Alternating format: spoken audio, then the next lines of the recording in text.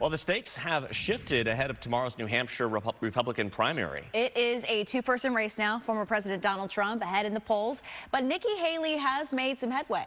And John Hook is joining us live from Nashua in the Granite State, where candidates made their final appeals to voters. Hey, John.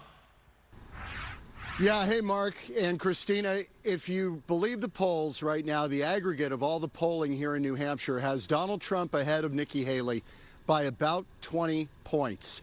That is a big lift for Nikki Haley tomorrow if she's to shock the world. Tonight, the candidates were making their final pitch. Donald Trump saying he's the only one who can bring America back. Nikki Haley saying that's fine and good, but Donald Trump may not be able to beat Joe Biden.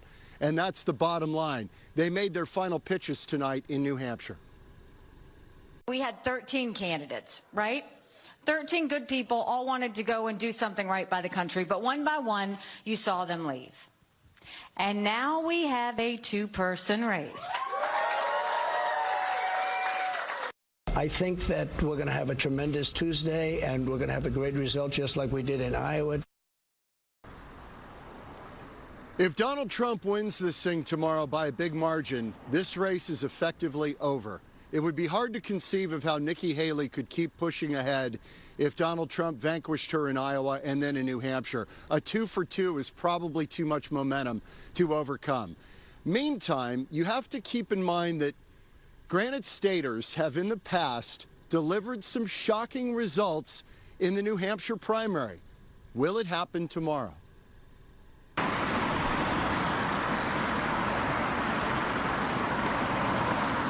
Every 4 years, presidential hopefuls dip their toes into the chilly waters of New Hampshire.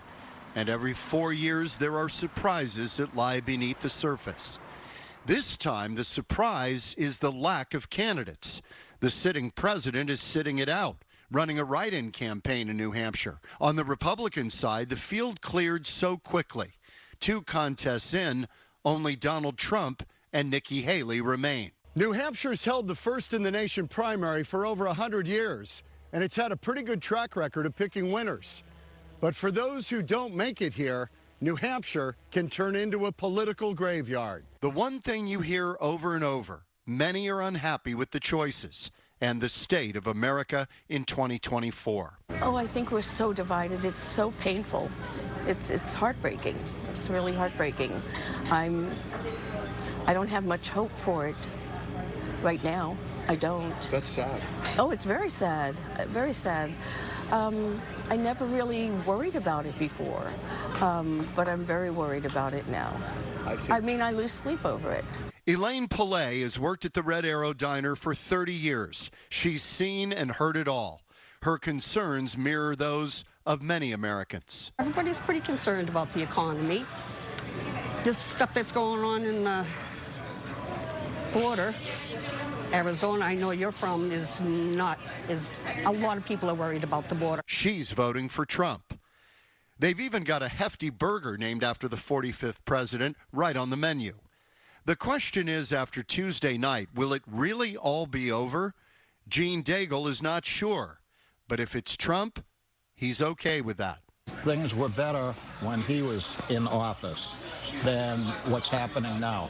I mean, the price of gasoline, the price of food, everything is through the roof. John Sununu, the longtime governor here, once famously said, Iowa picks corn, New Hampshire picks presidents.